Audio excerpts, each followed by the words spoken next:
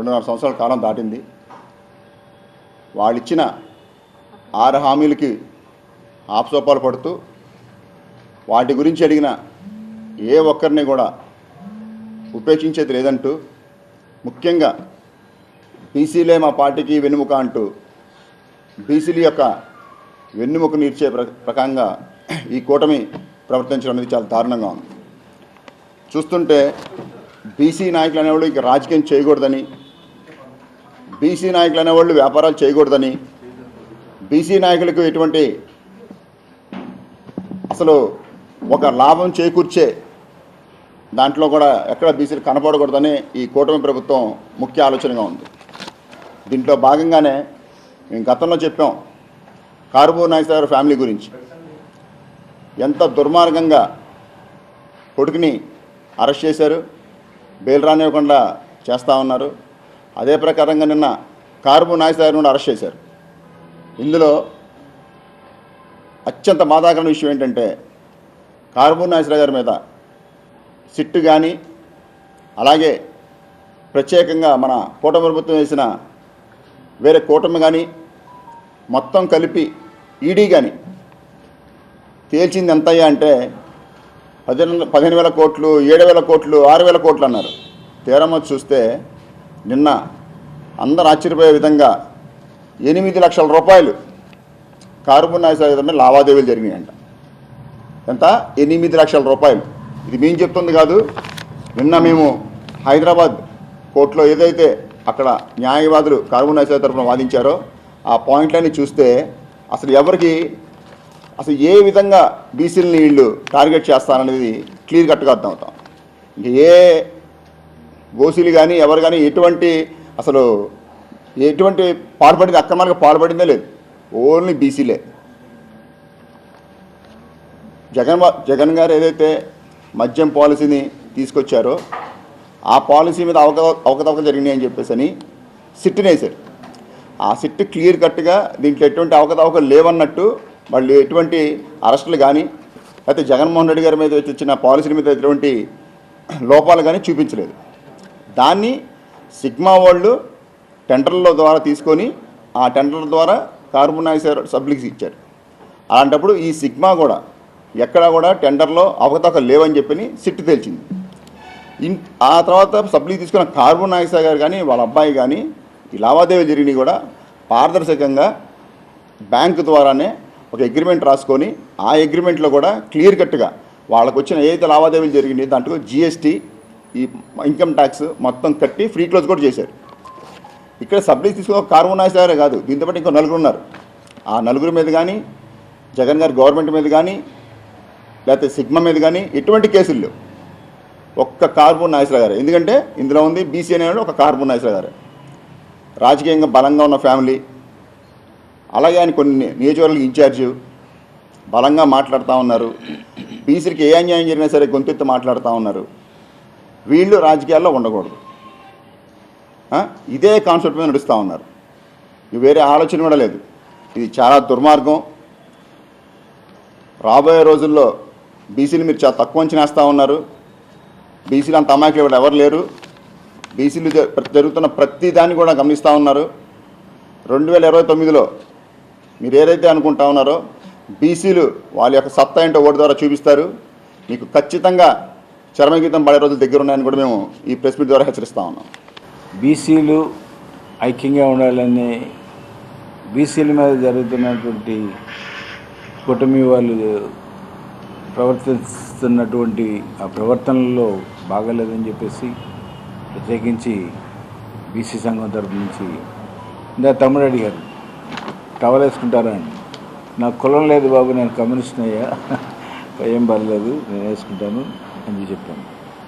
ఎందుకనంటే ఈ రోజున నిన్న హైకోర్టులో జరిగినటువంటి నాగేశ్వర గారితో నాకు మంచి సంబంధాలు ఉన్నాయి. అంటే అన్ని పార్టీలతో సంబంధాలు ఉంటాయి, అలానే నాగేశ్వర గారితో కూడా నాకు మంచి సంబంధాలు ఉన్నాయి. నిన్న హైకోర్టులో జరిగినటువంటి వాదనలో, హైదరాబాద్ కోర్టులో జరిగినటువంటి వాదనలో మరి ఈయనకి 8 లక్షల రూపాయలు మాత్రమే ఈయన షేర్ అని చెప్పేసి. అసలు నేను ఇంకోటి అడుగుతున్నా, అసలు మీరు జగన్ గారిని ఎందుకు అరెస్ట్ చేయరు? అట్లనే ఈ కాంట్రాక్టర్ ఉన్నాడు, కాంట్రాక్టర్ని ఎందుకు అరెస్ట్ చేయరు? కాంట్రాక్టర్ల దగ్గర నుంచి అంటే ఏ సూట్ కేసులు వస్తాయి కాబట్టి అరెస్ట్ చేయరులే అని చెప్పి అనుకుంటారు జనం అందరూ కూడా. కానీ జగన్ గారిని ఎందుకు అరెస్ట్ చేయరు? మళ్ళీ రేపు సీఎం అయిపోతాడని భయం వేసి అరెస్ట్ చేయరా? ఎందుకంటే పాలసీ తయారు చేసింది ఆయన, ఆచరించింది మినిస్టర్స్. కనీసం ఈయన మినిస్టర్ కూడా కాదే ఆ రోజున, ఎమ్మెల్యే. సబ్ లీజులో మరి ఆయన సబ్ లీజ్ తీసుకోవటం, దాంట్లో అకౌంట్లో డబ్బులు ట్రాన్స్ఫర్ అవ్వటం అంతా అఫీషియల్ జరిగింది. దీనికి అందరికీ బెయిల్ వచ్చింది. ఇక్కడ అందరికీ బెయిల్ వచ్చింది. ఇంకా కొన్నాళ్ళు లోపల పెట్టాలనే ఉద్దేశంతో ఈడీని ఎంటర్ చేయించి మళ్ళీ నిన్న పనిమాల కావాలని చెప్పేసి అరెస్ట్ చేశారు. చాలా ఘోరం అది. అదే కాకుండా ఈ రాష్ట్రంలో గంజాయి కానివ్వండి, మత్తు పదార్థాలు కానివ్వండి కాలేజీల్లో బరితెగించి అమ్ముతున్నారు, స్టూడెంట్స్ని చెడగొడుతున్నారు. కాబట్టి యువకులారా, స్టూడెంట్స్ మీరందరూ కూడా ముందుకొచ్చి ఈ రాష్ట్రంలో కానీ దేశంలో కానీ ఈ దోపిడీ వ్యవస్థలో దోపిడీ చేస్తున్నటువంటి దొంగల్ని ఎదుర్కోవాల్సిన అవసరం ఉంది. కాబట్టి మీరందరూ కూడా రాజకీయాల్లో, ఎందుకంటే ఒకప్పుడు ఉండేది ఎస్ఎఫ్ఐ, ఏఎస్ఎఫ్ఐ, యుఐ, యుఎస్ఓ, అలాగా స్టూడెంట్ మూమెంట్స్ ఉండేవి. ఏ ఉద్యమం వచ్చినా సరే స్టూడెంట్ మూమెంట్స్ ద్వారానే వచ్చింది. ఇవాళ స్టూడెంట్ మూమెంట్ లేకుండా చేయడం కోసం చంద్రబాబు నాయుడు గారు ఏ రోజైతే టీడీపీ గవర్నమెంట్లోకి వచ్చారో ఆ రోజున ఎన్టీ రామారావు చెప్పి ఇవన్నీ కూడా స్టూడెంట్ ఎలక్షన్స్ మొత్తం కూడా రద్దు చేయడం జరిగింది. లేకపోతే ఈరోజు స్టూడెంట్స్ ముందున్నట్లయితే ఈ గంజాయిలు కానివ్వండి, మత్తు పదార్థాలు కానివ్వండి ఉండేవి కావు. ఈ గంజాయి పండిస్తున్నది ఎవరు అనేది తెలియదా ఈ రాజకీయ నాయకులకి? అలానే ఫారెస్ట్ ఆఫీసర్స్ కానివ్వండి, ఎక్కడెక్కడ పండుతుందో దాన్ని పండించకుండా జనంలో వచ్చి జనం నాశనం అయిపోతుంటే చూస్తూ ఊరుకుంటున్నారు. ఎందుకంటే వాళ్ళకి సూట్ కేసులు ముట్టుతున్నాయి రాజకీయ నాయకులకి, గంజాయి పండించే వాళ్ళ దగ్గర నుంచే. మరి ఎంతమందిని పట్టుకుంటున్నారు? కానీ ఫారెస్ట్ మినిస్టర్గా ఉన్నటువంటి మరి పవన్ కళ్యాణ్ గారు కూడా మరి గిరిజనుల కోసం చాలా పాటుపడుతున్నారు, చాలా కష్టపడుతున్నారు. ఆయనకి ధన్యవాదాలు. ఎందుకంటే ఏం రోడ్లు లేని పరిస్థితిలో ఉన్నటువంటి ఈ రాష్ట్రంలో రోడ్లు వేయించినటువంటి ఘనత ఆయనకే దక్కింది. మరి ఆయన కావాలనుకుంటే ఈ గంజాయి పండించే వాళ్ళనే పట్టుకొని పండించకుండా ఉండే పరిస్థితి తీసుకొచ్చే అవకాశం ఉంది గవర్నమెంట్లో. కానీ దాని గురించి ఎవరు పట్టించుకోవట్లేదు. ఏ కాడికి ఎవరు ఎదురు తిరుగుతారు? ఇప్పుడు 2 సంవత్సరాల తర్వాత అరెస్ట్ చేస్తున్నారు. మరి అంతకుముందే అరెస్ట్ చేశారు కదా ఈ కేసులో ఉన్న వాళ్ళు చాలామందిని. ఇప్పుడు చంద్రబాబు నాయుడు గారు ప్రభుత్వం అధికారంలోకి రాగానే కూటమి ప్రభుత్వం అరెస్ట్ చేశారు. మరి అప్పుడు ఎందుకు అరెస్ట్ చేయలేదు? ఈ మధ్య నాగేశ్వరరావు ఏదో టీడీపీ గంటే మాట్లాడారనే ఉద్దేశంతో కావాలని మళ్ళీ నాగేశ్వరరావు నిర్దించడం జరిగింది. అదే కాకుండా ఈ స్టూడెంట్స్ మరి తమ్ముడు నడుపుతున్నటువంటి కసరత్ ఏమంటారు, జిమ్ము, ఆ జిమ్ము, అందులో ఈ కండరాలు పెరగడం కోసం మీకు ఇంజక్షన్ చేయించుకుంటే మంచి బలం వస్తుంది, స్పీడ్ వస్తుంది అని చెప్పేసి వాళ్ళు మోసం చేసి అటువంటి మత్తు పదార్థాలు ఇస్తున్నటువంటి సందర్భంలో వాళ్ళని అరికట్టలేకపోతున్నారు. అంటే రాజకీయ నాయకులు కూడా దాంట్లో షేర్లు వెళ్తున్నాయి కాబట్టి అరికట్టలేకపోతున్నారు. లేకపోతే రాజకీయ నాయకులను తలుచుకుంటే పోలీసు వారు అరికట్టలేరా? అందుకని పోలీసు వారు ఎవరన్నా మాట్లాడి ఎదురుగా ముందుకు వచ్చినా కానీ వాళ్ళని మళ్ళా ఏ ఎమ్మెల్యే దగ్గర నుంచో, ఎంపీ దగ్గర నుంచో, ఏ మినిస్టర్ దగ్గర నుంచో ఫోన్లు రావటం, వాళ్ళని వదిలిపెట్టి మేము చాలామందిని పట్టించాం మేము ఇద్దరు కలిసి. కానీ వాళ్ళందరినీ కూడా వదిలేశారు పోలీసు వారు. ఏంటంటే ఇది అంటే ఏం చేస్తాం సార్, పైనుంచి మాకు ప్రెజర్ ఉందని చెప్పడం జరిగింది. అట్లాంటి పరిస్థితిలో ఈ కూటమి ప్రభుత్వం పరిపాలిస్తుందంటే బీసీలు ఓట్లతోటే గెలిచిందని చెప్పేసి వాళ్ళే చెప్తున్నారు. అదే బీసీలని ఇలా ఈ హరాస్మెంట్ చేస్తూ వస్తే మరి టీడీపీ పార్టీ దెబ్బతినే అవకాశం ఉంది, దెబ్బతింటది కూడా. ఎందుకంటే ఉన్న ఫ్యాక్ట్స్ ప్రకారం వెళ్ళండి అంతే తప్ప మీరు ఈ విధంగా బీసీల మీద కక్ష సాధింపు చర్యలు చేయడం, బీసీల మీదనే కాదు ఎవరి మీదైనా సరే. మరి 2 సంవత్సరాల నాడు ఏం చేశారు? అసలు 7,000 కోట్ల కుంభకోణం జరిగితే 2 సంవత్సరాలను బట్టి అరెస్ట్ చేయకుండా నాగేశ్వరరావు గారిని వాళ్ళ బాబుని అరెస్ట్ చేశారు, తర్వాత నాగేశ్వరరావు గారిని ఇప్పుడు అరెస్ట్ చేశారు. ఇప్పుడు వరకు ఏం చేశారు? ఎందుకు అరెస్ట్ చేయలేదు? కేవలం ఆయన యాంటీగా మాట్లాడాడు కాబట్టి ఈరోజు మళ్ళీ ఆయన అరెస్ట్ చేశారు. ఈ విధమైన కక్ష సాధింపు చర్యలు ఉంటే చాలా కష్టం నెక్స్ట్ మళ్ళీ కూటమి రావడం. అందుకని ఈ కక్ష సాధింపు చర్యలు మానుకోవాలి. ఎందుకంటే బీసీలకి పెద్దపేట వేసాం, బీసీలకి పెద్దపేట వేసాం అంటున్నారు. చాలా సంతోషం చంద్రబాబు నాయుడు గారు, మీకు ధన్యవాదాలు. పవన్ కళ్యాణ్ గారు మీకు ధన్యవాదాలు, లోకేష్ గారు మీకు ధన్యవాదాలు. బీసీలకి పెద్దపేట వేశారు కాబట్టి. కానీ అదే బీసీలని ఇలా హెరాస్మెంట్ చేస్తున్నారంటే కొంచెం ఆలోచించాల్సిన అవసరం ఉంది మీరు కూడా. ఎందుకంటే కక్ష సాధింపు చర్య కాదు కావాల్సింది, ప్రజా సంక్షేమం, ప్రజల క్షేమం, ప్రజాక్షేమం కోసం, ప్రజల సంక్షేమం కోసం వచ్చారు మీరు. ఇంకా ఇప్పుడు ఈ దోసేసే ఎమ్మెల్యేలు ఎంపీలు చాలక ఇంకా ఎంపీలు 1000 అవ్వాలంట, ఎమ్మెల్యేలు 10,000 మంది అవ్వాలంట. ఇప్పుడు 6,000 మంది ఉన్నారు. ఎమ్మెల్యేగా అసలు రాజకీయాల్లోకి వస్తుందే ఈ రాష్ట్రాన్ని, దేశాన్ని దోసేయడానికి వస్తున్నారు తప్ప ప్రజాసేవ చేయడానికి ఎవరో సుజనా చౌదరి గారు లాంటి వాళ్ళు, లేదా గద్దె రామ్మోహన్ రావు లాంటి వాళ్ళు, ఏళ్ళ మీద చెప్పుకునే వాళ్ళు కొంతమంది ఉన్నారు. తదిమావులు అందరికి కూడా ఏదో ఒక దాంట్లో కుంభకోణాల్లో కనెక్షన్ ఉన్నాయి. నాకు పాస్పోర్ట్ ఇమ్మంటే ఇవాళ వరకు ఇవాళ 5 ఏళ్ళు అయింది నేను కోర్టులో ఫైల్ చేసి. అట్లాంటిది ఇప్పుడు 543 మంది పార్లమెంట్లో ఉన్న దొంగల్లో ఎంపీల్లో 380 మంది మీద క్రిమినల్ కేసులు, దొమ్మి కేసులు, అలానే కుంభకోణాల కేసులు మనం చూసాం. యడ్యూరప్ప గారు ముఖ్యమంత్రిగా 3 సార్లు చేసిన యడ్యూరప్ప గారిని అరెస్ట్ చేశారు. అలానే అక్కడ కర్ణాటక ఇండస్ట్రీస్ మినిస్టర్ చేసినటువంటి కట్టా సుబ్రహ్మణ్య నాయుడిని అరెస్ట్ చేశారు. అలానే సుఖదేవ్ గారిని అరెస్ట్ చేశారు కాంగ్రెస్ పార్టీ అధికారులు ఉన్నప్పుడు. అలానే జయలలిత గారిని అరెస్ట్ చేశారు కుంభకోణాల్లో. అలానే చిదంబరం గారు ఫైనాన్స్ మినిస్టర్ చేసినటువంటి ఆయన కూడా అరెస్ట్ చేశారు. కేవలం జగన్మోహన్ రెడ్డి గారిని 16 నెలలు లోపల పెట్టారంటే కాంగ్రెస్ పార్టీకి ఎదురు తిరిగాడు కాబట్టి ఆయన లోపల పెట్టారు, కాబట్టి ఆయన సీఎం అయ్యాడు. అలానే మీరు కూడా ఇలాంటి కక్ష సాధింపు చర్యలు ఉంటే మీరు నెక్స్ట్ మళ్ళా సీఎం అవ్వరు. కాబట్టి కొంచెం తగ్గి ప్రజాక్షేమమే మా సంక్షేమం, మా క్షేమం, ప్రజల వద్దే మేము పాలన అనే ఉద్దేశంతో పరిపాలిస్తేనే మీరు మళ్ళీ అధికారంలోకి వచ్చే అవకాశం ఉంది. కానీ అట్లానే మరి నిన్న కాక మొన్న జరిగినటువంటి రామోజీరావు, ఇది మరి చాలామంది మీడియాస్లో పెడుతున్నారు, చీటర్ రామోజీరావు అని చెప్పి నేను చెప్తున్నా. ఎందుకనంటే విశాఖపట్నంలో ఈనాడు పత్రికకి బైపాస్ రోడ్డు వస్తే పత్రిక పక్కన 450 గజాల స్థలం పోతే ఆ డబ్బులు ఎవరు తీసుకోవాలండి? ఓనర్ తీసుకోవాలి. రామోజీరావు కాజేశాడు. వైఎస్ రాజశేఖర రెడ్డి గారు 2004లో వచ్చిన తర్వాత 2005లో వాళ్ళు వచ్చి కంప్లైంట్ ఇస్తే అప్పుడు వారికి కంప్లైంట్ ఇచ్చినా తీసుకునేవాడు లేడు. రామోజీరావుకి ఎదురు తిరిగేవాడు ఎవడుంటాడండి? చిన్న చిన్న చిట్ ఫండ్ కంపెనీలు ఉంటే వాళ్ళని లోపల ఏం చేయటం, వాళ్ళ మీద ఏవో కేసులు పెట్టించడం చేసేవాడు. ఎందుకంటే మాకు 50 సంవత్సరాల చరిత్ర ఉంది రామోజీరావు తోటి. అలా ఆ డబ్బు కాజేశాడు, ఓనర్ రావాల్సిన రామోజీరావు కాజేశాడు అని చెప్పి చీటింగ్ కేసు పెట్టారు బాబు కొడుకుల మీద.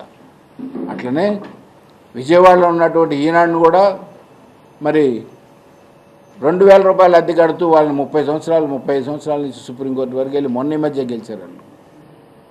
అదే కాకుండా హైదరాబాద్లో ఉన్న ఈనాడు, అది రాజులది, అది కూడా కబ్జా చేసి అద్దెలు కట్టకుండా ఉంటే చంద్రబాబు నాయుడు గారి ఆధ్వర్యంలో 20,000 రూపాయలు గజం 20,000 చెప్పిపోయినా సెటిల్ చేసుకొని కొనుక్కున్నాడు రామోజీరావు. తర్వాత ఏది ఈ అద్దెలు ఎక్కొట్టి మొత్తం కాజేద్దామని అనుకునే సందర్భంలో బాబు గారు ఎంటర్ అయ్యి బాబు గారి దగ్గర పోసి ఆ రాజులు వెళ్ళుంటారు, నాకు న్యాయం చేయండి అయ్యా అని చెప్పేసి.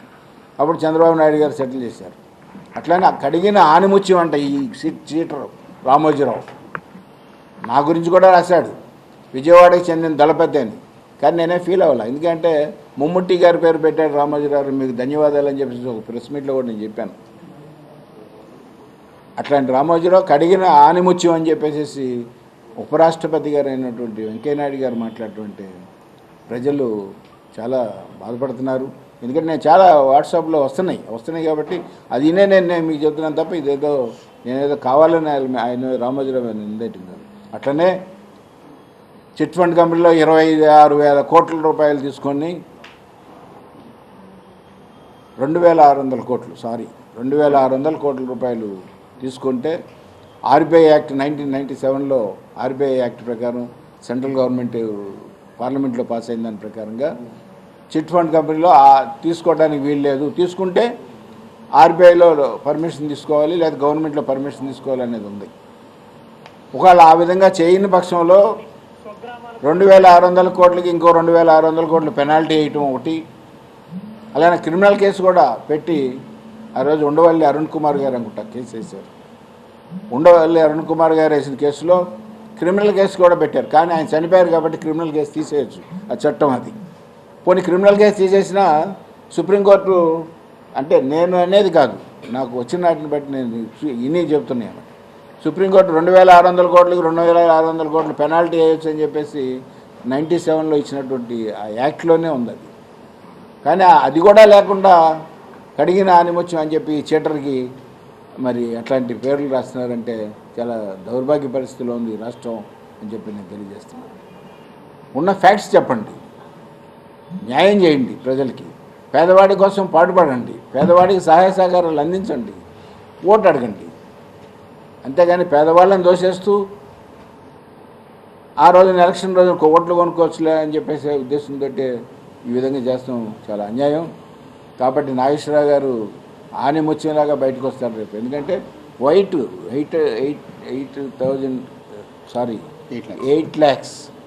lakhs ఆయన ఆ కంపెనీతో చేసింది. ఆ కంపెనీ వాళ్ళని ఎందుకు అరెస్ట్ చేయరంటున్నా నేను చంద్రబాబు నాయుడు గారిని అడుగుతున్నా. కొన్ని వాళ్ళు సూట్ కేసులు ఇస్తున్నారు కాబట్టి అరెస్ట్ చేయరు. జగన్ గారిని అరెస్ట్ చేయొచ్చు కదా, ఎందుకు అరెస్ట్ చేయరు? జగన్ గారిని అరెస్ట్ చేస్తే మళ్ళీ రేపు సీఎం అయిపోతాడు నేను భయం. కాబట్టి కొంచెం మంచిగా పరిపాలించుకుంటూ ఉంటే మంచిది, ప్రజలతోటి సమాఖ్యంగా ఉండటం మంచిది అని చెప్పి తెలియజేసుకుంటూ, ఈరోజు నాకు ఈ అవకాశం ఇచ్చినటువంటి బీసీ సంఘ పెద్దలకి, మా తమ్ముడికి, అలానే కార్పొరేటర్లు 2-3 ఏలూరు నుంచి వచ్చారు, టీడీపీ వాళ్ళు మళ్ళీ ఇది బీసీ సంఘం తరఫు నుంచి వచ్చారు. ఏ పార్టీ అయినా అవ్వచ్చు, నేను కమ్యూనిస్ట్, మరి నేను కూడా వచ్చాను కదా. అలా కొంచెం జాగ్రత్తగా పరిపాలించి బీసీల వల్లే మీరు ముఖ్యమంత్రి అయ్యారు మొన్న. రేపొద్దున ఎవరైనా సరే బీసీల వల్లే, బీసీ అంటే కాపు కూడా బీసీ కింద వస్తుంది ఈ విధంగా చూసుకుంటే. ఎందుకంటే తూర్పు కాపు అని, అలానే నాయుడు అని అంటే రకరకాలుగా పిలుస్తారు. కానీ వాళ్ళు కూడా కొంత బీసీ కింద లెక్కేసుకుంటే వాళ్ళ దయాదాక్షిణాలతోటి మీరు అందరూ ముఖ్యమంత్రులు అవుతున్నారు, మంత్రులు అవుతున్నారు తప్ప అచ్చంగా చౌదరి గారు సీఎం అయితే చౌదరులు వేస్తే అవ్వలేదు, అలానే రెడ్డి గారు సీఎం అయితే రెడ్డి గారులు వేస్తే అవ్వలేదు ముఖ్యమంత్రులు. ఈ బీసీలు అందరూ ఐక్యంగా ఉండబట్టే మొన్న మీరు అధికారంలోకి వచ్చారు. కాబట్టి బీసీలకి న్యాయం చేయాల్సిన అవసరం ఉంది. రేపు పొద్దున నాగేశ్వరరావు బయటకు వచ్చిన తర్వాత మళ్ళీ ప్రెస్ మీట్ ఆయన కూడా పెడతారు. ఎందుకంటే మంచి కుటుంబం అది, మంచి పేరున్న కుటుంబం అది. అక్కడ అసలు 25% ఆయన పోటీ చేసే దగ్గర బీసీ ఓటింగ్ ఉంది, కాపులు 25% ఉంది, 50% వేరే అగ్రకులస్తులు ఉంది. కానీ ఆయనకి బీసీల్లో కన్నా కూడా అగ్రకులస్తులే ఎక్కువ అభిమానిస్తారు. బీసీలు కూడా అభిమానిస్తారు, అభిమానించడానికి కాదు, వాళ్ళకన్నా ఎక్కువ ప్రేమిస్తారు వాళ్ళందరూ తతిమ క్యాస్ట్లో. అంటే ఎంత పేరుందో చూడండి నాగేశ్వరరావు. కాబట్టి ఆయన న్యాయం జరగాలని చెప్పేసి కోరుకుంటూ ఈ కేసుని ఎట్లాగొట్లా విత్డ్రా చేసుకొని లేదా పరిష్కారం చేయండి, తొందరగా సెటిల్ చేసేయండి, ఛార్జ్షీట్ పడేయండి. ఛార్జ్షీట్ పడేస్తే వాళ్ళు వేసుకోవాల్సింది వాళ్ళు వేసుకుంటారు. అంతేగాని మీరు ఈ విధంగా హరాస్మెంట్ చేయడం మంచిది కాదని చెప్పేసి కూటమి ప్రభుత్వానికి బీసీ ఐక్యవేదిక తరఫు నుంచి నేను కూడా తెలియజేసుకుంటున్నాను. బీసీలని కేవలం ఓటు బ్యాంక్గా చూస్తున్నారు, అది ఏ ప్రభుత్వమైనా. ఇక్కడ మేము ప్రభుత్వాలు గురించి మాట్లాడడానికో లేదంటే పార్టీలు తిట్టడానికో కూర్చోలేదు. బీసీలారా మేల్కొనండి, ఒక్కసారి ఆలోచించండి. ఏ పార్టీ వస్తే ఎవరు లాభపడుతున్నారు, ఏ అగ్రకులాలకి ఎక్కువ సీట్లు వస్తున్నాయి, ఏ అగ్రకులాలకి కాంట్రాక్ట్లు వస్తున్నాయి. మనం బీసీలు ఏం చేయాలంటే పార్టీల పేర్లు చెప్పుకుని కుమ్ములు ఆడుకోవాలి, మనలో మనం కాళ్ళు పట్టుకుని లాక్కోవాలి, మనలో మనం ఒకడు బాగుపడుతుంటే ఏడవాలి, పక్కనోడు అరెస్ట్ అయితే మనం సంకలు గుద్దుకోవాలి. అంతే తప్ప అసలు అది అరెస్ట్ కరెక్టా కాదా, అసలు కేసు ఏంటి, ఏదో ఒక న్యూస్, ఫ్లాష్ న్యూస్ ఆ పార్టీ ఛానల్ చెప్తుంది, ఇంకా మనం దాని ప్లకార్డులు పట్టుకొని తిరిగేయడమే. అది కోర్టులోకి వెళ్ళిందా, అసలు అది ఏంటి, దాని మీద నేరం ఎంతవరకు తీవ్రత ఉంది. ఇందాక పెద్దలు చెప్పినట్టు అప్పటి నుంచి లేని అరెస్టు ప్రభుత్వం మారగానే ఎందుకు అరెస్టులు అయిపోతున్నాయి? మీరు ఎన్నికల్లోకి వచ్చేటప్పుడు ఏమని చెప్తారు? ప్రజల సంక్షేమం మాకు ముఖ్యం అంటారు. మరి దీనికన్నా పెద్ద సమస్యలు ఏంటి? Human trafficking. అప్పుడు అరిసి గొంతెత్తి మైకులు పగిలిపెట్టేట్టు అరిశారు కదా హ్యూమన్ ట్రాఫికింగ్ గురించి. ఈరోజు ఎందుకు మాట్లాడట్లేదు?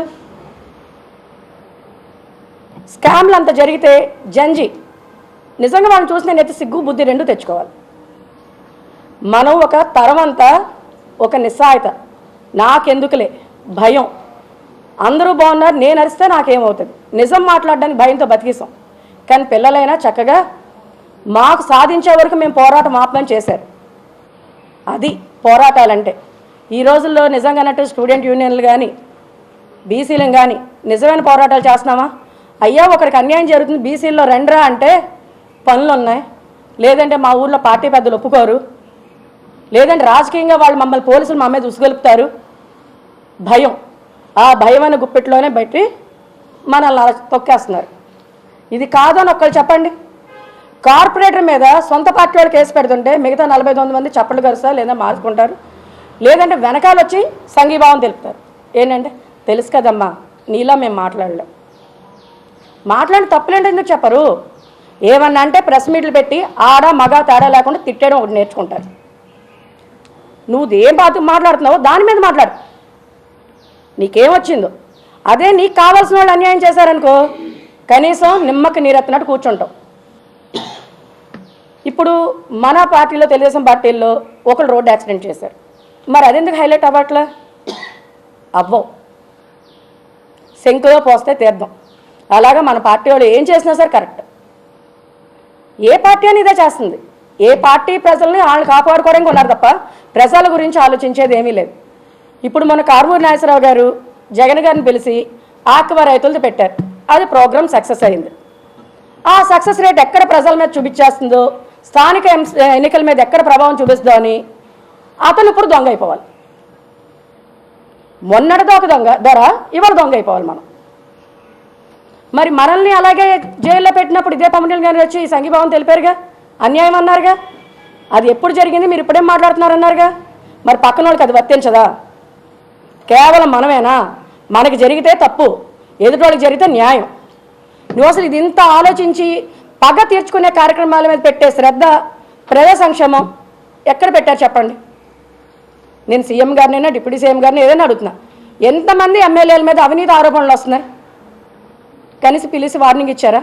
ప్రజలు ఎక్కడ బాధపడుతున్నారని అక్కడ సర్వేలు నిర్వహించారా? లేదే. కనీసం ఆ ఏరియా కార్పొరేటర్ల మీటింగులు కూడా పిల్లరు. ఇప్పుడు ఇవాళ నేను ఈ పార్టీలో పాల్గొనడం వల్ల వచ్చే లాభం ఏంటో చెప్పిన, నేను పార్టీ సస్పెన్షన్ రేపటి కదా అయిపోద్ది నాకు తెలుసు. రేపు కాకపోతే ఎల్లుండ. ఎందుకంటే గొంతెత్తి మాట్లాడకూడదు, తప్పు తప్పని చూపించకూడదు. ఈరోజు దాకా వంక దొరకలేదు కదా మీ పార్టీ మీద మా పార్టీ అనుకోవడానికి. నేను మీ పార్టీ మా పార్టీ అని మాట్లాడతా, ఏ పార్టీలో ఉన్నా నాకు ఇదే జరిగింది. నిజం మాట్లాడినప్పుడల్లా కేసులు పెట్టుకుంటానే వచ్చారు, నేను ఈ కోర్టులో నిరూపించుకుంటానే వస్తున్నాను. కానీ ఇలా ఎంతకాలం ఎంతమంది ప్రజల్ని తొక్కుతారు కేసుల పేర్లు పెట్టి? డిపార్ట్మెంట్ని మీ చేతుల్లో ఒక పాలేరుతనం చేయిస్తున్నారు. ఒక మీటింగ్ పెట్టి రాకపోతే డిపార్ట్మెంట్ వాళ్ళతో పిలిపించిన దొంగ కేసులు. ఏలూరులో జరుగుతున్న అన్యాయాలేంటి? అప్పు తీసుకున్న వాళ్ళని ఎవరు అడగట్లా. అదే అప్పు తీసుకున్న వాళ్ళు ఎస్టీడీలకు తిప్పి మీ వాళ్ళు అయితే ఓకే 30-40 రూపాయలు, ఊళ్ళో ఎవరు తిప్పట్లేదు అంటున్నారు. ఇవి నేను స్వయంగా విన్నాయి. అదే బయట వాళ్ళు ఎవరో మీకు అప్పు ఇచ్చారనుకో, ఇందాక ఈయన పెద్దలు చెప్పారు కదా రామోజీ గారు లాంటి వాళ్ళు, అలా మనోళ్ళు అప్పులు తీసుకున్నారనుకో, నువ్వెందుకు అప్పిచ్చావు? ఇలాంటి విచిత్రమైన పరిస్థితులు చాలా ఊళ్ళల్లో వెళ్తున్నాయి. అలాగా కారుమూరి నాగేశ్వరరావు గారికి నేను పార్టీకి అతీతంగా రావడానికి ఒకే ఒకటి, ఆయన కుటుంబపరంగా ఆయన నేను బాబాయ్ అంట. ఆయన ఈరోజు దాకా నన్ను ఎప్పుడు ఏ కులం ఏంటమ్మా అని అడగల. నేను వైఎస్ఆర్సీపీలో కార్పొరేటర్గా చేసినప్పుడు కానీ ఇప్పుడు కానీ నీకు ఏదైనా కష్టం వస్తే ఒక్క ఫోన్ చేయమ్మా, నీ తండ్రి తండ్రి స్థానంలో ఉన్నా అన్నాడు. ఆ ఒక్క మాటకి నేను ఈరోజు కూర్చోడానికి. పదవి కానీ పార్టీలు కానీ ఏం చేసినా సరే ఆ పిలుపు ముందు బలాదురు. ఆయన అంత అభిమానంగా ఏ కష్టం వచ్చినా నా ఇంటి ఆడపిల్లవి నాకు ఒక్క ఫోన్ కాల్ చేయి, నేను వస్తా, లేదంటే నీ సోదరుడు నరేష్ని పంపిస్తా, బీసీ మొత్తం నీ వెనకాల ఉంటుంది. ఎన్నోసార్లు నరేష్ చెప్పేవారు, ఏంటమ్మా ఒక్క ఫోన్ చేయవు అన్ని జరుగుతుంటే ఏలూరులో అని. అందరూ నరేష్ కానీ మేమందరం ఒకటే నేర్చుకున్నాం. ఒకళ్ళని నమ్ముకుని మేము బతకట్లా, ఒకళ్ళని నమ్ముకుని మేము రాజకీయం చేయట్లా, ఒకళ్ళ అండతో మేము పోరాటం చెయ్యం. కానీ ఒకే ఒకటి బీసీ సోదరి మనల్ని అందరిని అడిగేది, ఇప్పుడన్నా మేల్కొనండి, మన తర్వాత పుట్టిన జంజీ తరం నుంచి నేర్చుకోండి, బీసీలారా ఐక్యం కండి, అన్యాయాన్ని ప్రశ్నించండి. కారుమూరి నాగేశ్వరరావు గారు అరెస్ట్ని అయితే వ్యక్తిగతంగా పార్టీ పరంగా నేను ఖండిస్తున్నాను. Thank you all.